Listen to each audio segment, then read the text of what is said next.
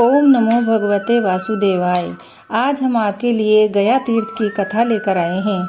इस कथा में हम जानेंगे कि गया में श्राद्ध क्यों किया जाता है।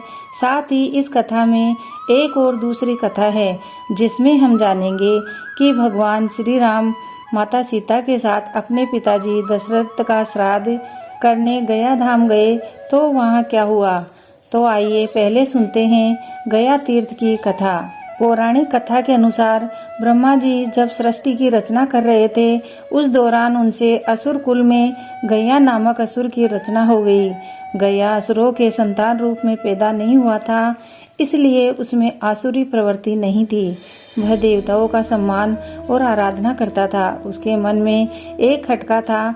वह सोचा करता था कि भले ही वह संत प्रवृत्ति का है, लेकिन असुर कुल में पैदा होने के कारण उसे कभी सम्मान नहीं मिलेगा। इसलिए क्यों न अच्छे कर्म से इतना पुण्य अर्जित किया जाए जिससे उसे स्वर्ग लोक मिले। गयासुर ने कठोर तप से भगवान श्री विष्णु को प्रसन्न किया। जब भगवान ने वरदान मांगने को कहा तो गयासुर ने भगवान से मांगा कि आप मेरे शरीर में वास करें। हे प्रभु, जो भी मुझे देखे उसके सारे पाप नष्ट हो जाए, वह जीव पुण्यात्मा हो जाए और उसे स्वर्ग में स्थान मिले। भगवान विष्णु ने उसे तथास्तु कहा और अंतर्ध्यान हो गए।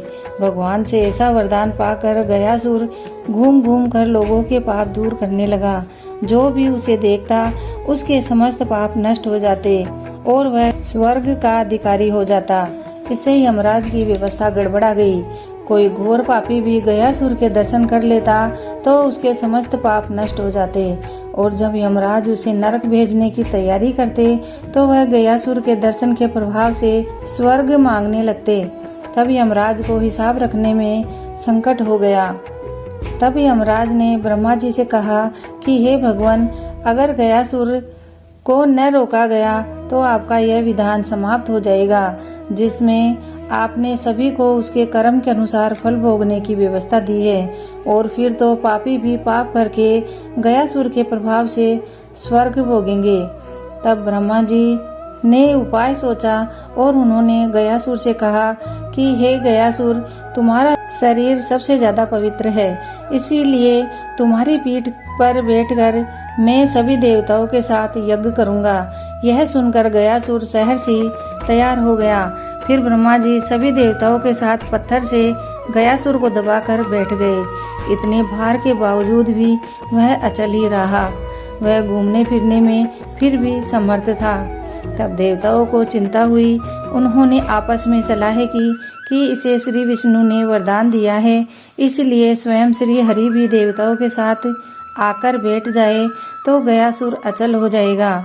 देवताओं के कहने पर श्री हरि विष्णु भी उसके शरीर पर आ बैठे।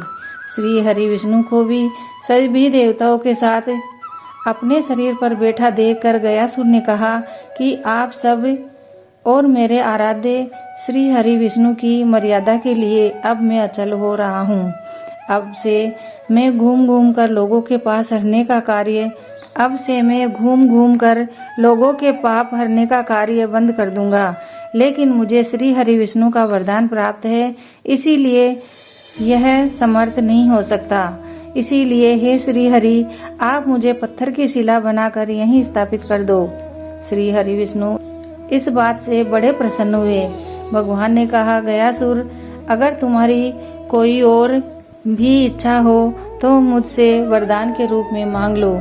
तब गयासुर ने कहा, हे नारायण, मेरी इच्छा है कि आप सभी देवताओं के साथ अप्रत्यक्ष रूप में इसी शिला पर विराजमान रहे और यह स्थान मृत्यु के बाद किए जाने वाले धार्मिक अनुष्ठानों के लिए तीर्थ स्थल बन जाए। तब श्री हरि विष्णु ने कहा, हे गया, तुम धन्य हो। तुमने लोगों के जीवित अवस्था में भी कल्याण का वरदान मांगा और मृत्यु के बाद भी मृत आत्माओं के कल्याण के लिए वरदान मांग रहे हो। तुम्हारी इस कल्याणकारी भावना से हम सब बंध गए हैं। और श्री हरि विष्णु ने आशीर्वाद दिया कि जहाँ गया स्थापित हुआ वहाँ पितरों के श्राद्ध तर्पण आदि करने से मृत आत्माओं को पीड़ा से मुक्ति मिलेगी। यह क्षेत्र गयासुर के अर्ध भाग गया नाम से तीर्थ रूप में विख्यात होगा और मैं स्वयं यहाँ विराजमान रहूंगा। इस तीर्थ से समस्त मानव जाति का कल्याण होगा। साथ ही वहाँ भगवान श्री विष्णु जी ने अपने पैर का निशान स्थापित किया था, जो आज भी वहाँ के मंदिर में दर्शनीय है। गया विधि के अनुसार श्राद्ध फल्गु नदी के तट पर विष्णुपद मंदिर में अक्षय वट के नीचे किया जाता है। वह स्थान बिहार के गया में हुआ, जहाँ श्राद्ध आदि करने से पितरों का कल्याण होता है। इसी तरह पिंडदान की शुरुआत कब और किसने की, यह बताना उतना ही कठिन है जितना कि भारतीय धर्म संस्कृति के उद्भव की कोई तिथि निश्चित करना। परंतु माना जाता है कि सर्वप्रथम सतयुग में ब्रह्मा जी ने पिंडदान किया था। राजा दशरथ का पिंडदान भी यहीं किया गया था। गया में फल्गु नदी प्राय सूखी ही रहती है। इसी संदर्भ में हम एक और कथा सुनते हैं। भगवान श्री राम अपनी पत्नी सीता जी के साथ पिता दशरथ का श्राद्ध करने गया धाम पहुँचे। श्राद्ध क्रम के लिए आवश्यक सामग्री लाने के लिए वे चले गए। तब तक राजा दशरथ की आत्मा ने पिंड की मांग कर दी। फल्गु नदी तट पर अकेली बैठी सीता जी अत्यंत असमंजस में पड़ गई। फिर सीता माता ने फल्गु नदी, गाय, वटवृक्ष और केतकी के फूल को साक्षी मानकर पिंडदान कर दिया। जब श्री राम वहां आए तो सीता माता ने उन्हें पूरी बात बताई, परंतु भगवान श्री राम को विश्वास नहीं हुआ। माता ने जिसको साक्षी मानकर पिंडदान किया था, उन सबको सामने लाया गया। फल्गु नदी, गाय और केतकी के फूल ने झूठ बोल दिया, परंतु अक्षय वट ने सत्यवादिता का परिचय देते हुए माता सीता की लाज रख ली। इससे क्रोधित होकर सीता जी ने फल्गु नदी को श्राप दिया कि तुम सदा सूखी ही रहोगी, जबकि गाय को मेला खाने का श्राप दिया। केतकी के फूल को पितृ पूजन में निषेध का। वट वृक्ष पर प्रसन्न होकर सीता जी ने उसे लंबी आयु व हरा भरा रहने का आशीर्वाद दिया।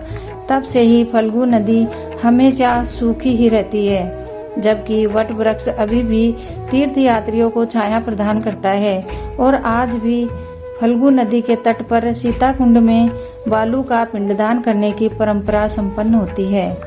गया तीर्थ में भगवान श्री हरि का वास होने से यहाँ पे लाए गए पितरों का पिंडदान व श्राद्ध तर्पण करने से पितृ पृथ्वी लोक से मुक्त होकर विष्णु लोक को जाते हैं। बोलो विष्णु भगवान की, वह गया तीर्थ धाम की जय।